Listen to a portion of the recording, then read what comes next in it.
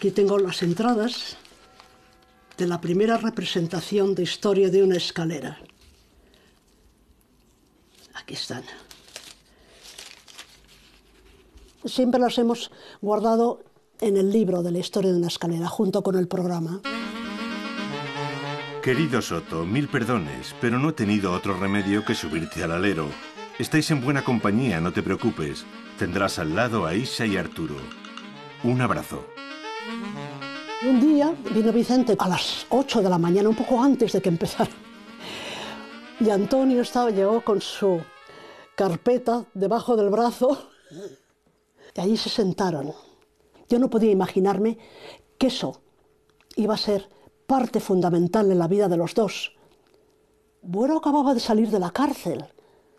Buero no tenía una máquina de escribir y había que mandarlo, mecanografiado. Y empezaron a sacar papeles. Y los dedos... Y Vicente de vez en cuando... Toda la mañana así. Toda la mañana. Resultado, la historia de una escalera. Y eso fue.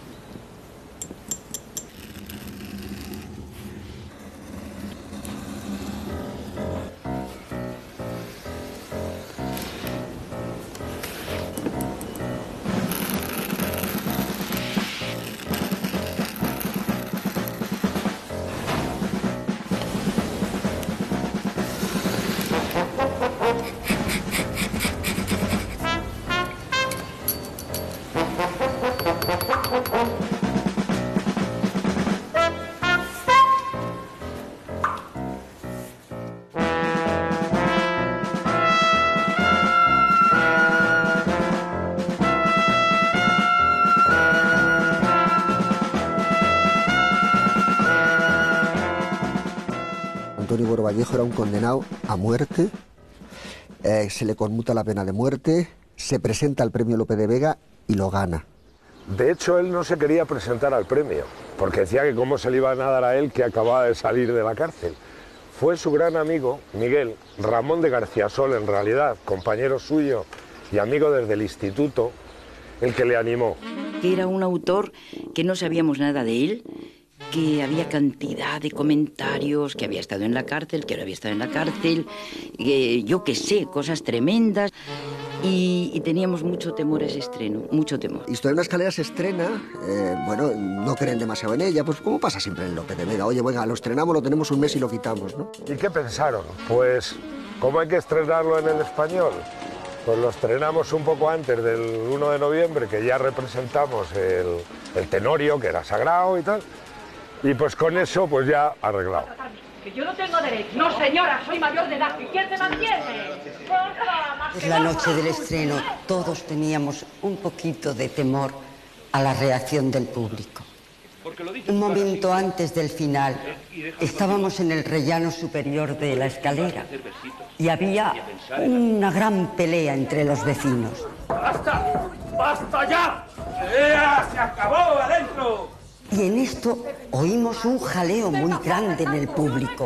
Hubo unos segundos de silencio y en ese momento lo que se oía era una gran ovación con bravos, bueno, de todo. Y aún no había terminado la obra. Yo en ese momento pensé, Dios mío, ¿qué estará sintiendo Buero?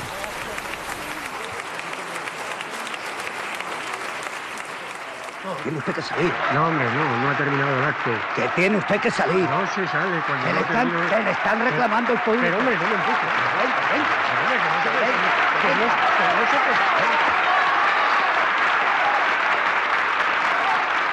Historia de una escalera fue el éxito teatral más importante, diría yo, casi de todo aquel siglo. O sea, fue algo increíble. Los llenos en el Teatro Español eran continuos. Total, que no pudieron quitar la obra, ni a nadie se le ocurrió. Hubo alguna presión, pero... Y finalmente, pues aquel año no se representó el Tenorio, después de muchos años, y entonces le pusieron de apodo el capitán Centellas. ¿Por qué el capitán Centellas? Porque era el que había matado al Tenorio. La gente se identificó. O sea, faltaba eso. Lo que se veía en un escenario no dialogaba con la calle, eran historias más o menos frívolas, ¿no? Aparece historia en una escalera y cambia todo, ¿no? Y si no fuera más que la luz, y la leche, y las patatas. ¿Sabe usted que doña Asunción no podía pagar hoy al cobrador? ¿De veras? Eso dice mi madre que estuvo escuchando. Se lo pagó don Manuel. Como la niña está loca por Fernandito. Allí había un mensaje que venía precisamente de alguien que estaba en la otra España, diríamos en el exilio interior, y al que se le daba por primera vez voz.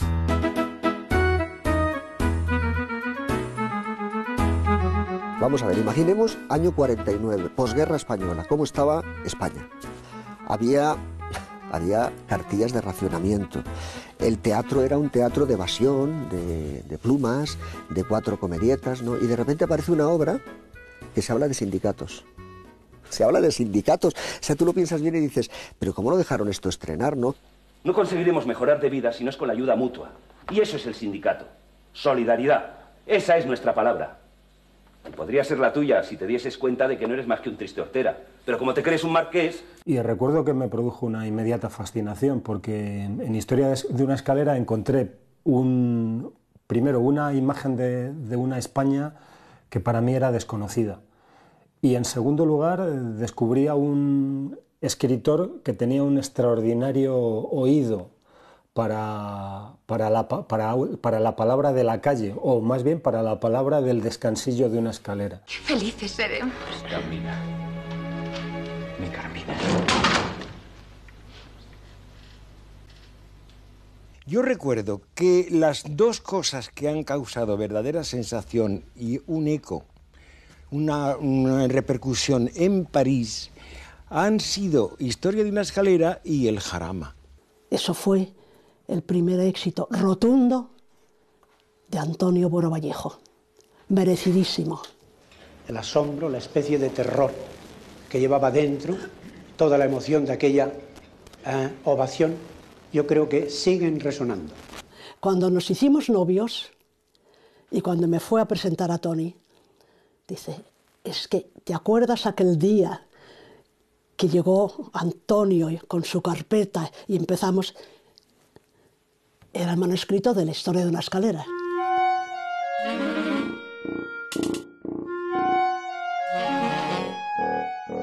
Este es el sexto cuadro que restauro de Buero Vallejo, o sea que ya conozco un poco más acerca de él, de su técnica.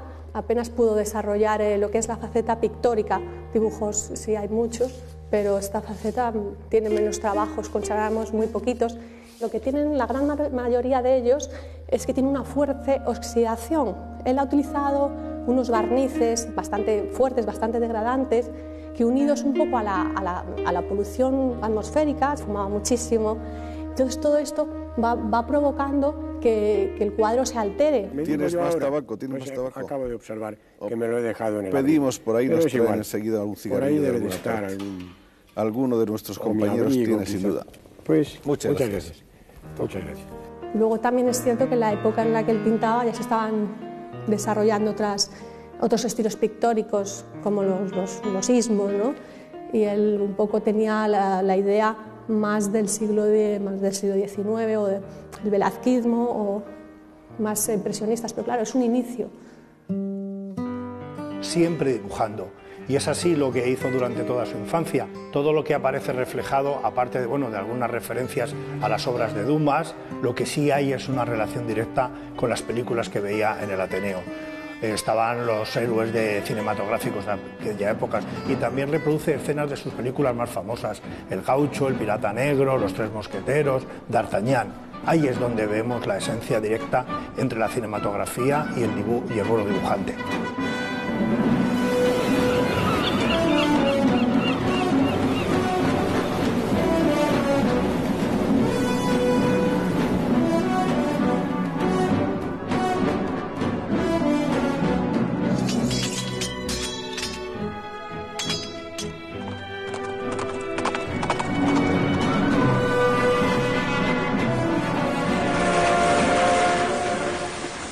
Buero nace en Guadalajara hijo de un comandante de la Academia de Ingenieros, que era lo más avanzado en todos los sentidos del ejército español. Un hombre de carácter liberal, gran amante del teatro. Él habla de un teatrito de juguete que le regalaron los Reyes Magos, que era un teatrito de cartón, muy bien hecho, con escenografías, y con el que él, digamos, empezó a jugar al teatro cuando era niño. Entonces la gracia de esto es colocar una luz por detrás y cuando se alza el telón, aparte de la iluminación, digamos, natural, pues el teatrito tiene su propia iluminación porque hay unos juegos de transparencias, ¿no? Y ya en el instituto, pues es un joven de su época, un joven que ve el nacimiento de la República, que lo ve pues con la ilusión que se vivió el nacimiento de la República. A pesar de todos los aspectos negativos que se le hayan podido achacar a aquellos años, considerado en su globalidad, el recuerdo que yo tengo de ellos es esplendoroso.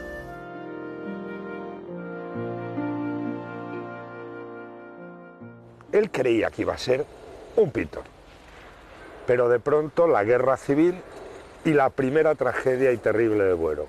Él, un joven republicano, afiliado a las Juventudes Comunistas, está en el frente del Jarama, le avisan de que han detenido a su padre, vuelve a Madrid y cuando vuelve a Madrid su padre ha sido fusilado en Paracuellos. Era ya teniente coronel por el simple delito de ser teniente coronel del ejército. Esto a Buero lo rompe mucho. Acaba la guerra, él sigue en un grupo de resistencia, es detenido, procesado y condenado a muerte. Está 2 veces con el ejecútese. Lo tomábamos con la mayor calma posible y por lo general, salvo algún caso que se desfondaba, porque siempre lo hay,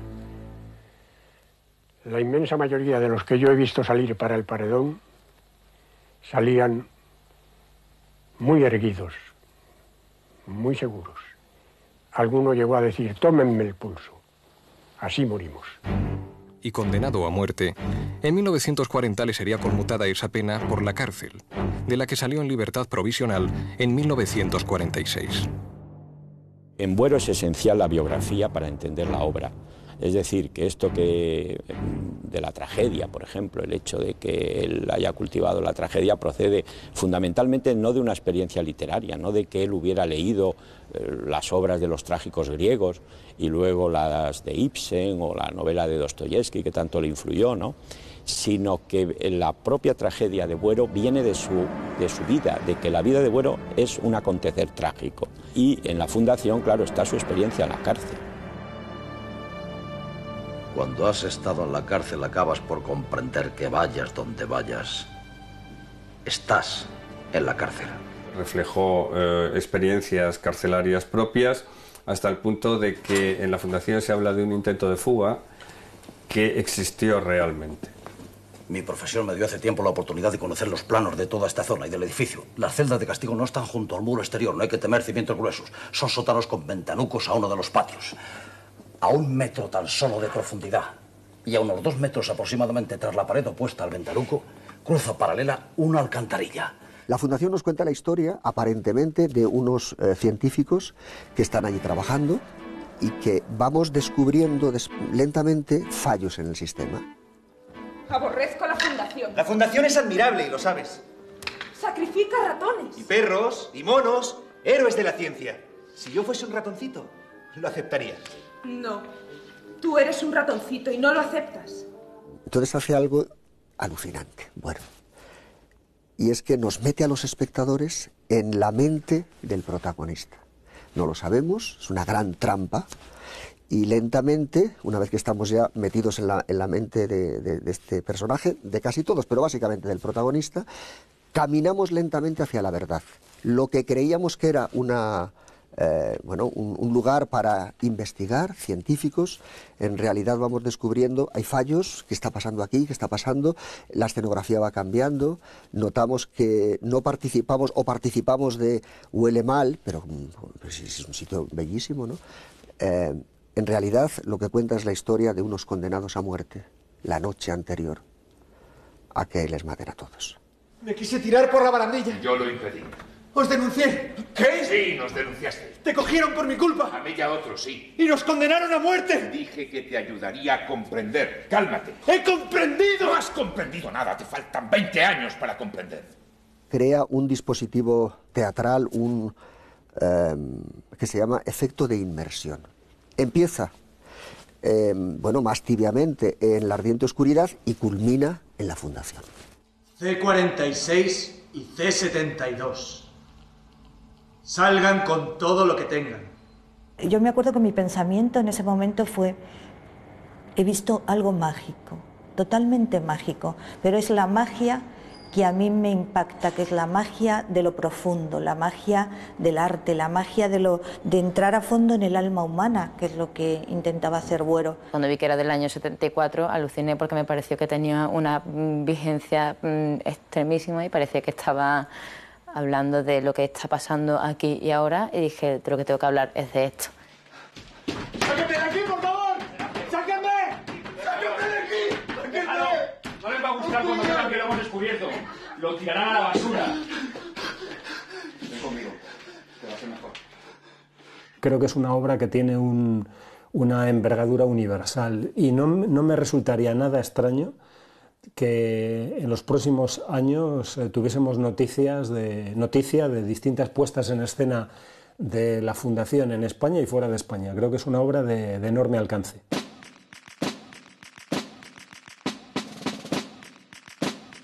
En este solar que hay a mi espalda estuvo recién terminada la guerra la cárcel del Conde de Toreno.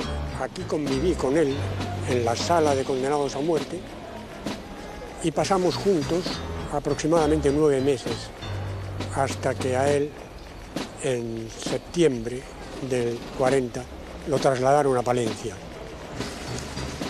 En esos 9 meses hablé muchísimo con él, de poesía, de un futuro incierto, intimé. Cuando lees además la poesía de Hernández, te das cuenta que hay un ser humano verdaderamente maravilloso y profundamente cargado de ternura. Y yo creo que eso lo transmitía. Y está muy bien recogido en la expresión de los ojos, en el retrato que Buero le hace.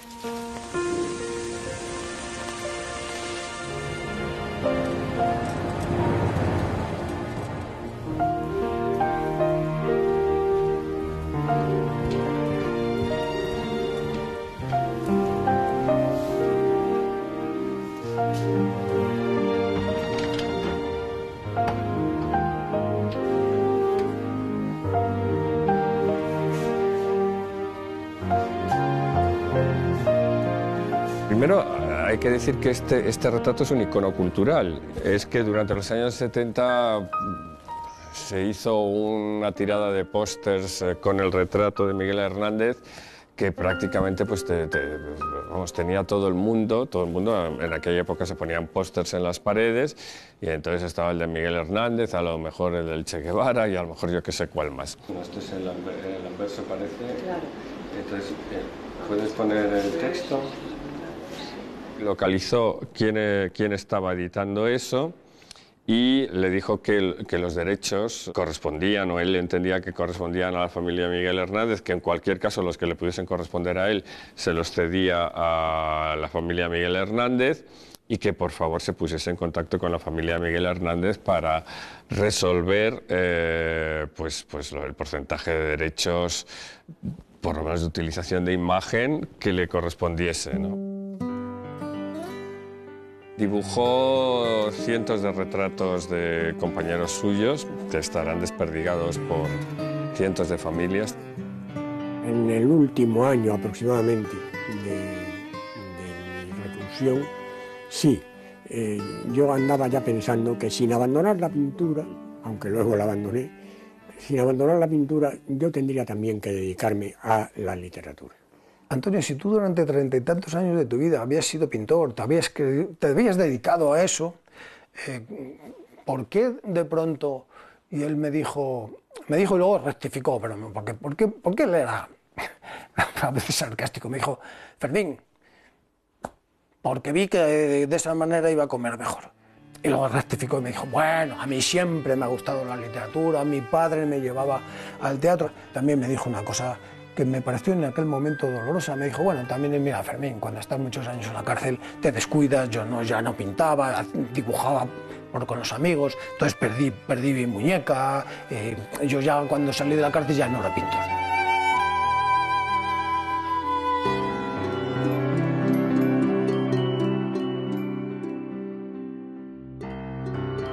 No podíamos vivir en España, era imposible.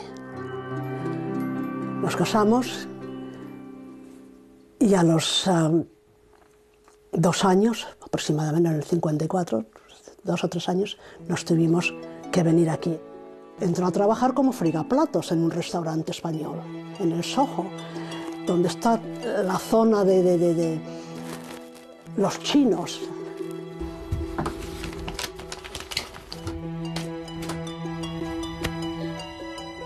Querido amigo Antonio, más de 3 meses llevo aquí, pero solo hace 10 días que tengo concedido permiso legal.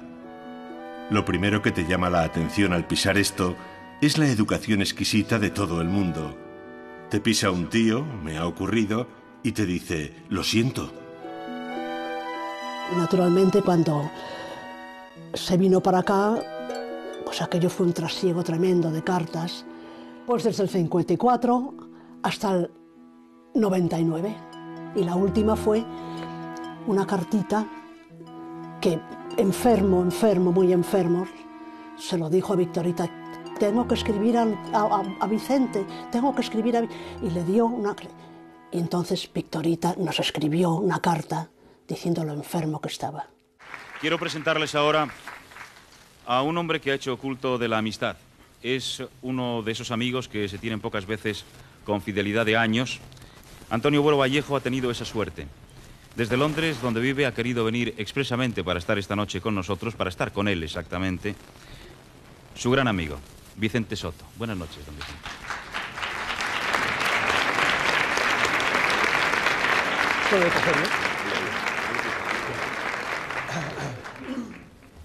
Es que no me apaño nunca bien con estas cosas. No soy amigo del micro, pero soy muy amigo de Antonio. Mira. Mírala ahí. Pero espera, quiero ver la de los Lisboetas. Nos reuníamos, Buero y yo, y otros oscuros personajes de una posguerra a la que habíamos llegado en general desde una guerra que habíamos perdido. Vicente constantemente le pidió, desde el principio, que viniera para acá. Sí, bueno, algo pensó y tal, pero bueno, fundamentalmente la razón yo creo que se encuentra en su obra sobre Goya. Sueña con Francia, aquí se aburre. Pero ¿por qué rayos me he de ir? Esta es mi casa, este es mi país. Porque mi padre no se exilió, porque este era su país y le pertenecía tanto a él como a los que habían ganado la guerra. Si Buero Vallejo se hubiera marchado al exilio, hubiera sido pues otro hombre que le hubiera dolido España. Yo creo que hizo muy bien en quedarse aquí, de verdad, porque lo que hizo desde dentro fue muy importante. Es un autor fundamental de esa época del teatro español y es un hombre que contribuyó a una elevación ética, moral y estética también del teatro que se practicaba en ese momento y con un compromiso también, y eso es estupendo. Cuando yo empezaba, Antonio era el gran autor que había en aquel momento en el teatro español. Él ocupó ese lugar así un poco número uno durante 30 años, desde el año 49 que empezó con la historia de una escalera, hasta sus últimos estrenos. ¿Te crees importante? Según con quien me compare. Según con quien me compare. Creo que San Agustín, y perdón por la pedantería de la cita, decía algo así como: si me mido, no soy nada. Ah, pero si me comparo...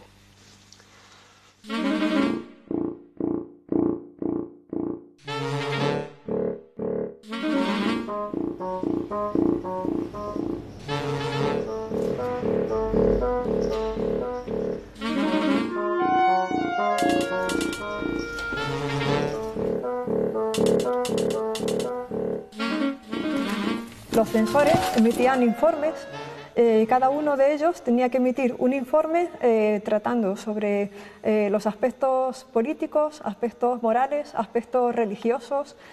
También tenían que informar sobre temas relacionados con el valor artístico y el valor literario de cada una de las obras de teatro, de forma que eran censores, de algún modo también eran críticos. De hecho, entre los censores también hay algún crítico teatral. Los conocía hasta yo. Claro, esas cosas se corren, se dicen, fulanito, menganito. Pero vamos, no puedes tú a un censor y decirle, oye, ¿tú por qué? Diabla. Bueno, eso Antonio no lo hubiera hecho jamás, jamás.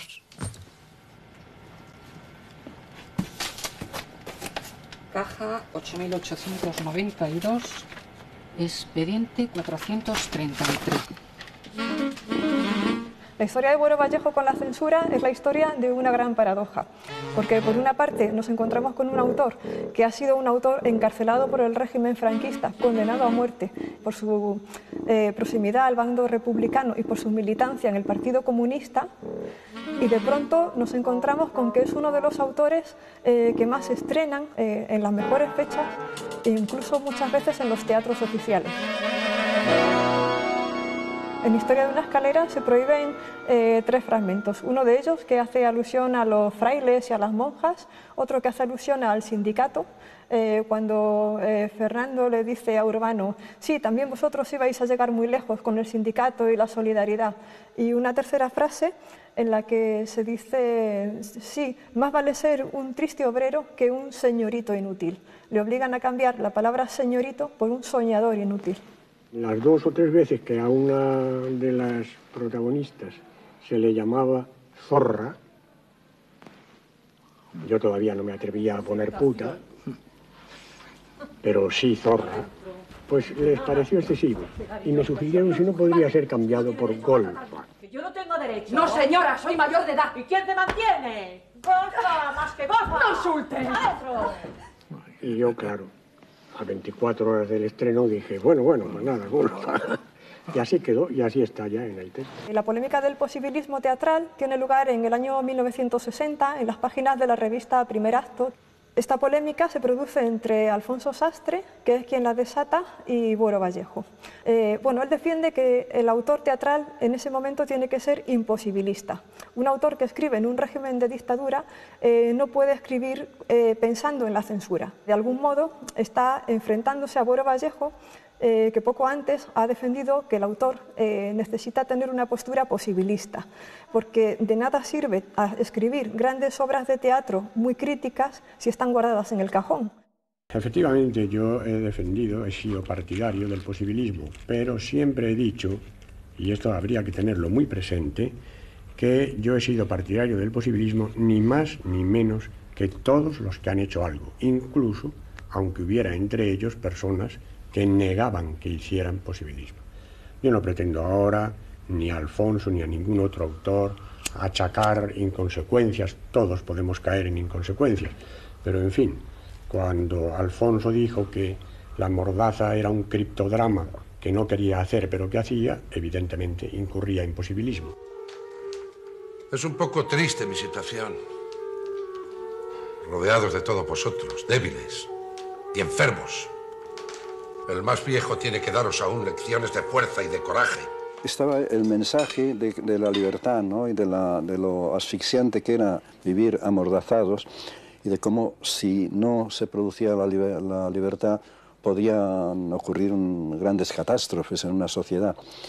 Pero ese mensaje quedaba tan sumergido en la trama policíaco rural que no se vio, no lo vio ni la censura, ni lo vieron los espectadores. La obra se puso muchas veces, se hizo giras por España con la obra y todo el mundo veía una obra buena, rural, fuerte, de personajes fuertes, pero mi mensaje quedaba oscurecido ahí, ¿no? Digo, pero si yo lo que quería es decir que la censura es horrible. Los dos son posibilistas, con 2 grados diferentes de posibilismo, pero también los dos posibilistas. Entonces es una polémica que estuvo bien porque enfrentó, digamos, a 2 monstruos sagrados de la dramaturgia de aquel momento, pero es un poco más ficticia que real. Puesto que vais a enfrentaros con la falsedad y la mentira, mentid si fuese preciso en beneficio de vuestra obra, que es verdadera. Sed digno, pero sed hábil. Gracias. Pese a los peores vientos, pese a las peores mareas, se han hecho cosas por nuestro tesón, por nuestra decidida voluntad de sacar a la cultura del país adelante. Hubo una obra que no se pudo representar hasta llegada a la democracia, porque hablaba de la tortura.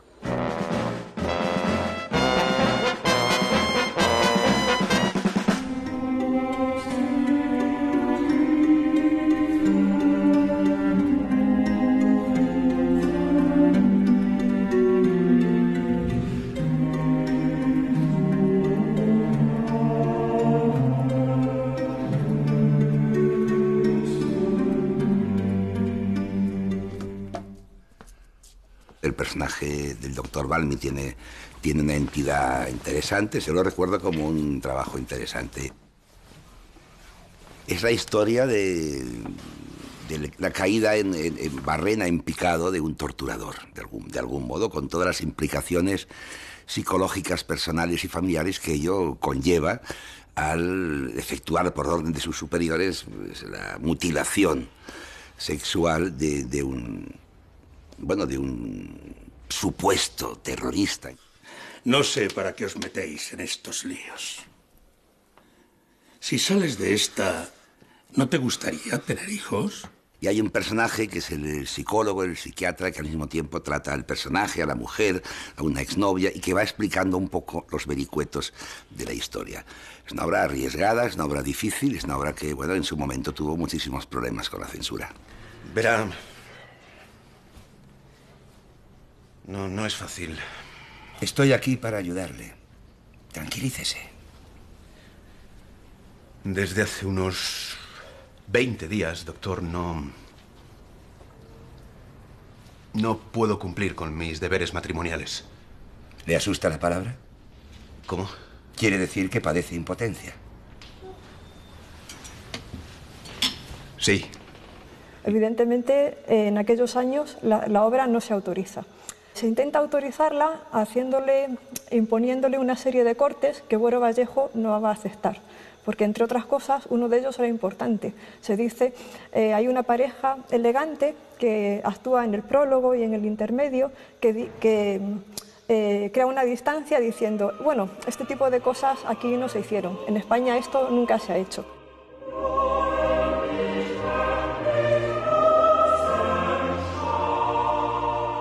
Sonrían tranquilos.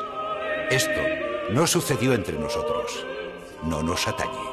Si ocurrió algo parecido fue en países lejanos. En tierras semibárbaras. No crean, tales desatinos son falsos. Y sobre todo, sonrían. Conserven la sonrisa. El más bello hallazgo de la humanidad.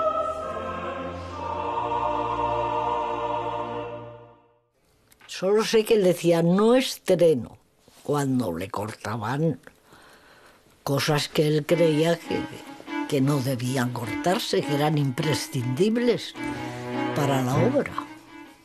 Durante los años en que está sin estrenar tiene que tirar de los ahorros y lo pasa mal, y aún así es capaz de estar temporadas sin estrenar por no cortar unos fragmentos que el régimen le ha dicho que corte. Y claro, así cuando se estrenó la gente no encontraba entradas. sobre todo en el País Vasco, fue la locura. Soy funcionario público. ¿Qué clase de funcionario? No solemos franquearnos acerca de esto. Hay prejuicios contra nosotros. Pero no veo la relación. relación. ¿Es usted policía, señor Barris? Pertenezco a la sección política de la Seguridad Nacional. ¿Es usted un SP? Sí. Fíjate que hay ya en una época en que podemos hablar un poquito del tardofranquismo, ya realmente. La obra tarda varios años en estrenarse y primero tiene un estreno en Inglaterra.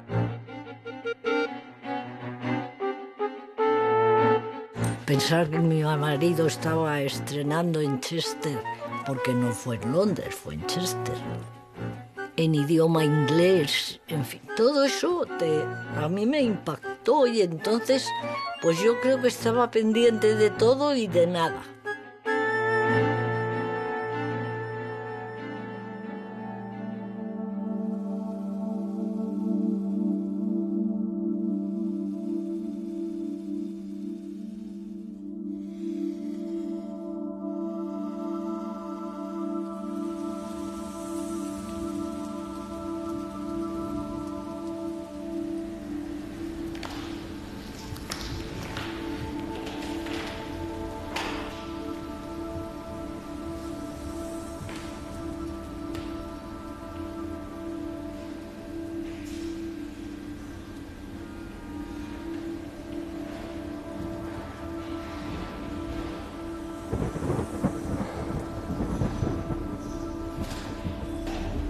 Sí es verdad que practicó yoga y eso es algo que choca mucho porque efectivamente en los años 50 pues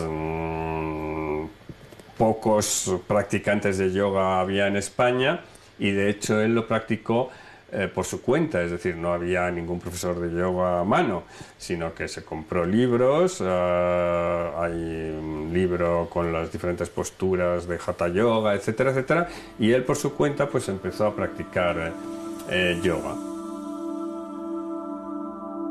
El yoga, los ovnis, la telepatía, la percepción extrasensorial y un largo etcétera de temas parecidos, digamos, pues le resultaban interesantísimos. Siempre me llamó la atención lo pálido que estaba. El primer día que lo conocí, siendo yo un chaval, dije, yo creo que está enfermo, ¿eh? Me dijeron, no, es que es así. Uno tenía la imagen como de Don Quijote, como un caballero español castellano, seco, altivo, irónico. Eso lo fui descubriendo después, ¿no? Eso tienes una imagen de hombre tal vez no del todo optimista. Entonces, cuando de una persona se dice que habitualmente está más alegre que unas Pascuas, ¿de ti se puede decir que habitualmente estás más triste que unas Pascuas? De ninguna manera. Ah, de ninguna manera. No. Hay la famosa Pascua triste, claro, de modo que tu pregunta no está demasiado descaminada. Pero yo soy una persona muy normal. Y como creo que a ti mismo te consta, pues soy una persona muy bienhumorada en bastantes ocasiones de mi vida. Cuando uno no le conocía pensaba que era así. Además tenía un aspecto tan ascético, un aspecto tan sobrio, tan serio, tan delgado, con aquellos perfiles, aquellos huesos tan pronunciados, no le sobraba un átomo de grasa, pues daba la sensación de que era un asceta de los que pintaba Rivera.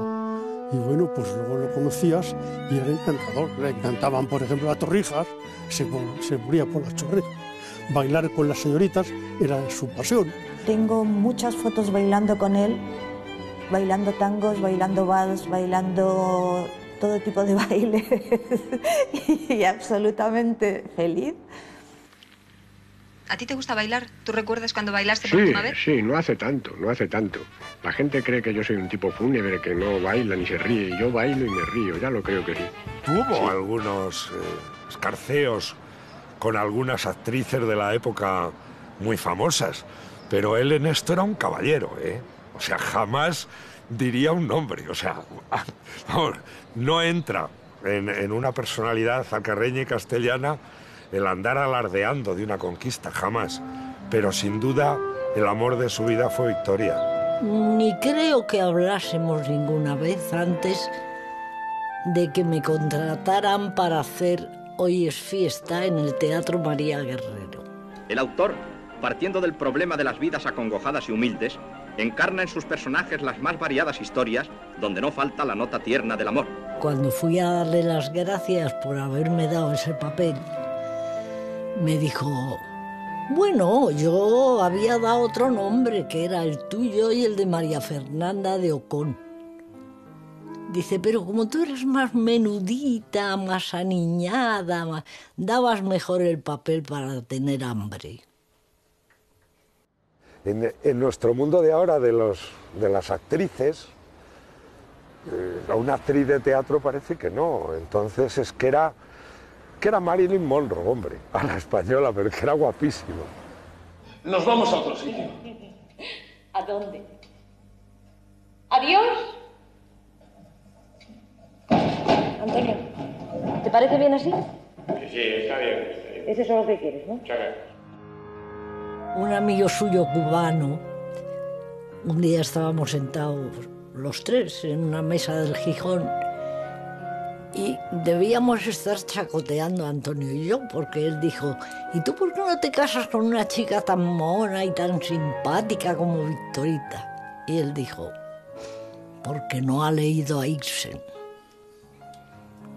Y entonces yo dije, pues no lo he leído, si yo era un crío, estaba empezando, como aquel que dice. Y leí a Ibsen. En una semana me leí 5 obras de Ibsen.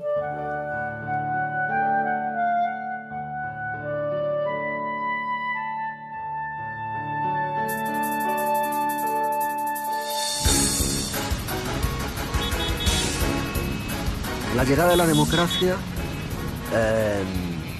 no hace que todos estos autores pues se vean viejos, no se estorben. Fíjate lo que te digo, ¿no? Y bueno, pues se le llama para hacer versiones, ¿no? Pero era como que aquello había que olvidarlo, ¿no? Yo creo que era injusto, porque bueno, el teatro comercial en el franquismo era un teatro muy decadente y muy espantoso, pero hombre, desde luego si una persona que no era el culpable de eso era Antonio. El fenómeno fue muy extraño. En la transición fue un estado de ánimo general en el que se consideraba que había que olvidarse de todo lo anterior e irse al encuentro de nuevas experiencias. Todo aquello que se había destacado durante el franquismo había que olvidarlo, por lo menos posponerlo. Y entonces Muro Vallejo fue la primera víctima de este estado de cosas. Y él era un hombre sensible y un hombre que tenía un hondo sentido de la justicia y pensó con toda razón que les estaba haciendo una faena. Antes yo era un escritor, a juicio de algunos, demasiado radical y a juicio de otros, demasiado poco comprometido. Vino la transición y entonces se han dicho exactamente las mismas dos cosas, solo que al revés. Había autores que decían, cuando venga la democracia van a saber lo que es teatro. Y no lo que hace bueno, supongo que querrían decir, pero eso no lo decían. Que el Partido Comunista de España tenga muchos votos. ¡A vuestra salud! Se cernió la sombra de la sospecha sobre Buero. Y a un autor como él, que venía de ese acontecer trágico, que no tenía que enseñarle a nadie ningún carnet, porque su compromiso, primero con la República, luego con el antifranquismo, fue siempre claro, le dolió muchísimo. Querido Vicente, te estarás preguntando o suponiendo los motivos de mi largo silencio. Pues sí, algo y bastante hay de una depresión que no quiere irse ni tendría por qué, unida a la desgana de abrumar con tristezas a un amigo. Pero se acercan las fechas de la Paloma y aún quiero ser fiel a ese rito. Consiguió seguir estrenando, es decir, consiguió seguir estrenando porque era una persona que trabajaba también esa parte. No era un escritor de mesa, que después mandaba las obras y se olvidaba. Él era un hombre de teatro, era un hombre de las tablas, era un hombre que iba con su obra debajo del brazo y hablaba con empresarios, hablaba con escenógrafos, y luchó mucho en ese terreno, pero no le resultaba nada fácil estrenar.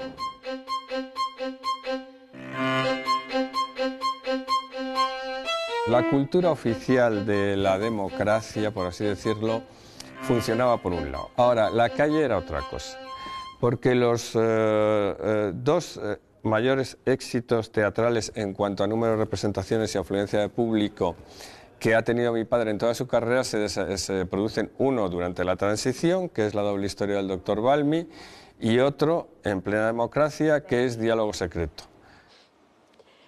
Verde como una rana. Un verde clarito, tan claro como el sonrosado de la cara, justamente su complementario.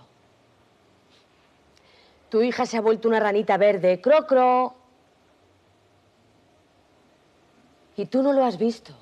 No había tenido una vida fácil y luego también de mayor, otro momento también muy delicado, ¿no?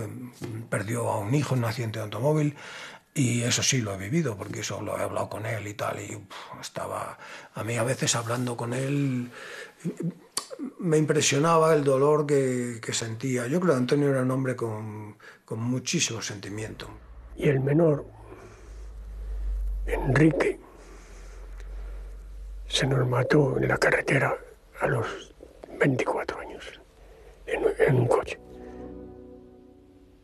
¿Cómo se puede compaginar eso con la esperanza o con el ánimo para continuar? Una pérdida de ese tipo es incurable.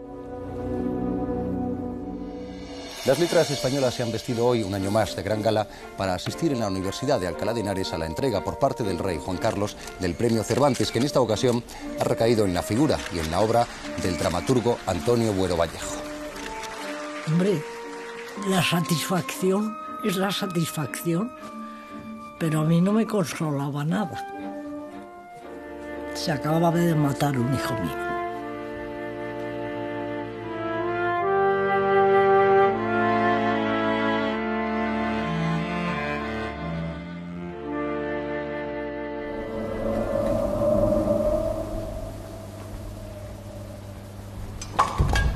No grites, tonta.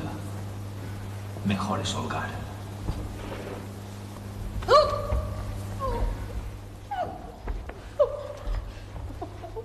Tal para cual. No se puede mirar. Se aprovechan. Y son fieras. Y son fieras. Y no hay remedio.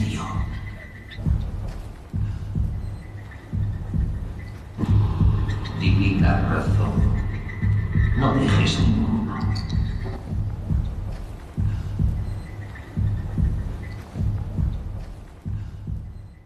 Creo que la unión entre el autor, que es Buero Vallejo, el gran autor de la segunda mitad del siglo XX, en mi opinión, y el encuentro con Goya, era una especie de, como se dice, una especie de choque de trenes que me atraía, ¿no? Este es el aquelarre que en el texto de Buero aparece varias veces y que de alguna forma es como si dijéramos el marco de la obra. ¿Qué le parecen? Raras. Son espantosas. Ya vimos en sus grabados cosas parecidas. No era lo mismo. Estas son horribles pinturas de demente. Para mí es la obra cumbre de Buero. Creo que es donde intensifica al máximo todo su teatro. Es brutal, ¿no? Lo destacaría todo, la forma, el fondo, lo que plantea y todas las posibilidades que da para un director escénico y luego, bueno, la temática que lleva con el personaje ahí en el centro. Es una obra muy, muy, muy poliédrica. Todo lo que dicen los personajes sabemos lo que dicen a través de la voz de la conciencia de Goya. No oímos a los personajes cuando él está en el escenario, sino cómo él los entiende. ¿A qué vienen esos aspavientos? Ten calma, mujer, has de comprender. ¡Cállate! ¡No te oigo! ¡Pero cállate! Estuvo en Madrid en el Centro Dramático, en el María Guerrero, estuvo en el Centro Dramático de Barcelona, que era de las primeras obras que llegaban allí en castellano, estuvo por supuesto en Zaragoza, en Bilbao, etcétera, etcétera. Pero sobre todo es que fuimos durante muchísimos años la primera compañía española que fue al Dramaten de Estocolmo, es decir, a una de las catedrales del teatro. En los años 80 a Buero se le representaba en todo lo que se llama en todos los países del este, ¿no? En Francia, en Alemania también. Era un autor importante, europeo, ¿no? Entre los países del este, el teatro más importante en el que se estrena es el Teatro del Arte de Moscú, que es uno de los grandes teatros del mundo, ¿no? Desde el año, se estrenó 1970 hasta el 91, que lo hice yo, en España se hicieron 2 montajes, el de Osuna y luego el mío, en 20 años. Mientras tanto, en el resto del mundo se habían hecho 22 montajes, en Rusia, en Rumanía, por ejemplo en Polonia, Andrzej Wajda, el director de cine, la hizo, que es una de mis frustraciones, no haber visto Wajda, aunque solamente fuera por copiarlo, claro. Los polacos se vieron identificados y bueno, pues no veían al rey Fernando VII, pues los españoles a lo mejor pensaban en Franco, pero los polacos no pensaban en Franco, pensaban en el Franco que les había tocado, ¿no? Vive. Dios sabe por cuántos siglos todavía he pintado esa barbarie, padre, porque la he visto. Y después he pintado ese perro solitario que ya no entiende nada. Buero relaciona los 2 cuadros, el del duelo de garrotazos y ese enigma que es el perro, porque de esa violencia, de esa lucha, de esa destrucción fratricida, como se suele decir, emerge un animal que no sabe nada, que no entiende. Y él lo que hace es contar un relato, hacer un relato con las pinturas al hilo de lo que iba sucediendo en la función de teatro. Es decir, que el relato, el argumento de la obra, organiza el discurso de las pinturas.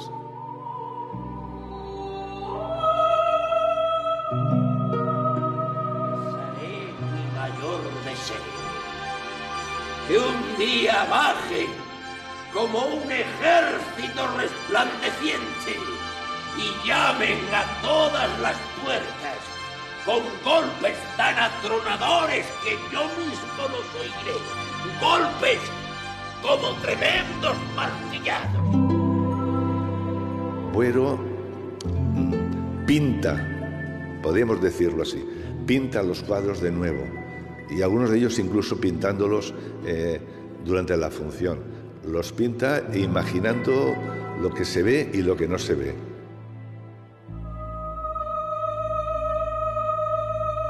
El palco, desde donde Antonio Buero Vallejo veía sus obras, es este. El palco de dirección que se ha dicho toda la vida, ¿no? Entraba cuando ya la obra había empezado, porque si no, no quería que le viese la gente. Él siempre decía, no, en oscuro, porque si no la gente me reconoce y no se concentra, ¿no? Y en esta silla aquí, precisamente, Buero se sentaba a ver la representación. Si le querías enfadar a Buero, era fácil, porque tenía... básicamente decías, bueno, ¿cuándo montamos esto en una escalera? Y dale, pero vamos a ver, ¿qué he escrito mejores obras? Claro que has escrito mejores obras.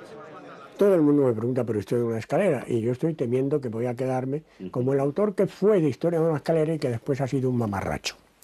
Y un día, su mujer estaba trabajando aquí con nosotros en la visita de la vieja dama, con María Jesús Valdés, vino en silla de ruedas, faltaban 6 o 7 días para que muriera. Y a la salida en el cocherón había una foto impresionante con los Reyes el día del estreno de la Fundación, ¿no? Y dije, le voy a enfadar un poco para animarle, porque le vi bajo, ¿no? Digo, bueno, maestro, a ver, ¿cuándo montamos Historia de una escalera? Y dice, bueno, pues esta vez no me voy a enfadar. La vas a montar porque yo estoy muy mal y me voy a marchar pronto. ¿Ha visto usted la subida de la luz? Calla, hija, no me digas.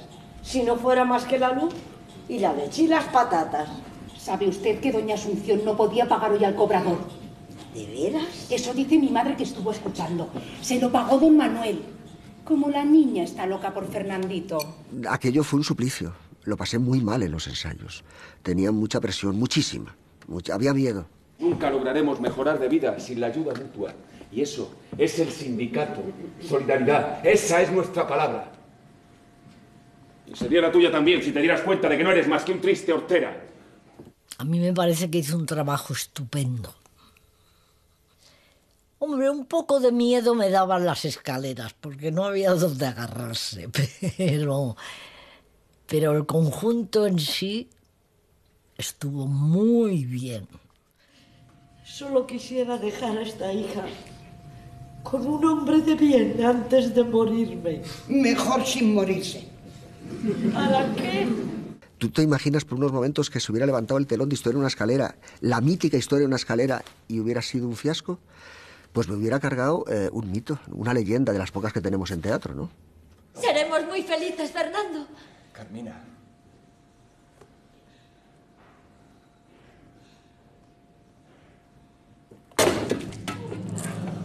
Y se levantó el telón, y sucedió. Pero no podía no haber sucedido, ¿no? Y de nuevo sucedía y de alguna forma continuaba la leyenda de Historia de una escalera, ¿no? ¡Peor! Porque tú has sabido nadar y guardar la ropa. ¡Te parto la cabeza! ¡Porque no puedes! ¡No te atreves!